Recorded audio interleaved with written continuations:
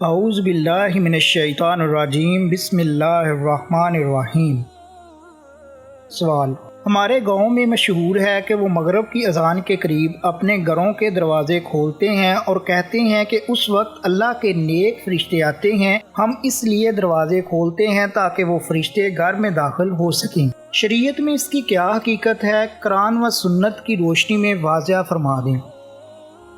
جواب: مغرب کے وقت گھر کے دروازے کھولنا تاکہ فرشتے گھر میں داخل ہو جائیں، اس مضمون کی روایت ہماری نظر سے نہیں گزری، بلکہ حدیث شریف میں تو اس کے برعکس ہدایات دی گئی ہیں۔ چنانچہ حدیث شریف میں آتا ہے، حضرت جابر بن عبداللہ رضی اللہ تعالیٰ عنہ سے مروی ہے کہ رسول اللہ صلی اللہ علیہ وآلہ وسلم نے ارشاد فرمایا، شام کے وقت برتنوں کو ڈھانپ لو، مشکیزوں کا منہ بند کر دو، دروازے بند کر دو اور بچوں کو باہر جانے سے روک دو، کیونکہ اس وقت شیاطین اور جنات کے پھیلنے اور اچکنے کا وقت ہوتا ہے، اور سونے کے وقت چراغ بجھا دیا کرو، کیونکہ چھوٹی چوہیا چراغ کی بتی کو لے کر تمام گھر والوں کو جلا دیتی ہے۔ کتب کے حوالہ جات آپ دیکھ سکتے ہیں۔ لہٰذا مغرب کے وقت بچوں کو بلا ضرورت گھر سے باہر جانے سے روکنا چاہیے، نیز دروازے کھڑکیاں بھی بند کر دینی چاہیے۔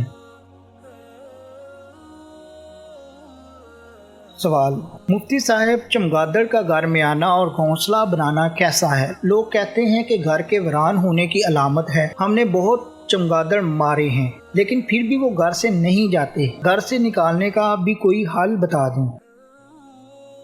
جواب: اسلام حقائق اور صداقت پر مشتمل کامل اور مکمل دین ہے۔ توہمات، خرافات، بادشگونی اور مختلف چیزوں کی نحوست کے تصور سے اس کا کوئی تعلق نہیں ہے۔ اس قسم کی توہم پرستی اور بادشگونی کا عقیدہ زمانہ جاہلیت میں رکھا جاتا تھا، جبکہ حقیقت میں ایسا کچھ نہیں ہے۔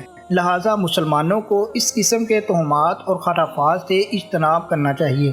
دلائل کے لیے مختلف کتب کا حوالہ جات دیکھ سکتے ہیں۔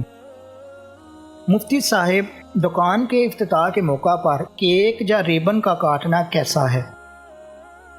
جواب: کیک یا ریبن کا کاٹ کر دکان وغیرہ کے افتتاح کرنے سے اسلام کا کوئی تعلق نہیں ہے، بلکہ یہ غیروں کا طریقہ ہے۔ مسلمانوں کے اپنے طور طریقے اور رواج ہیں، انہیں اختیار کرنے چاہیے۔ دلائل کے لیے آپ کتب کے حوالہ جات دیکھ سکتے ہیں۔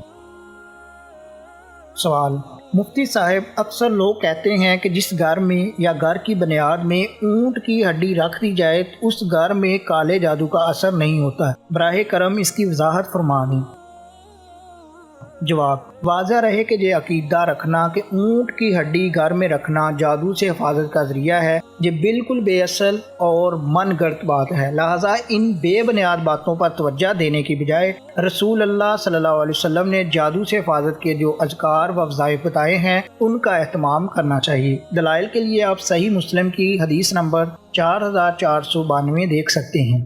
ویڈیو کو لائک کیجئے گا، شیئر کیجئے گا، انفارمیشن کو عام کیجئے تاکہ لوگ غلط جو باتیں پھیلی ہوئی ہیں اس سے بچ سکیں۔ چینل کو سبسکرائب کر لیجئے گا تاکہ دیگر ایسی نالجیبل ویڈیوز آپ تک پہنچتی رہیں۔ آپ کے قیمتی وقت کے لیے بہت بہت شکریہ۔ جزاک اللہ خیر۔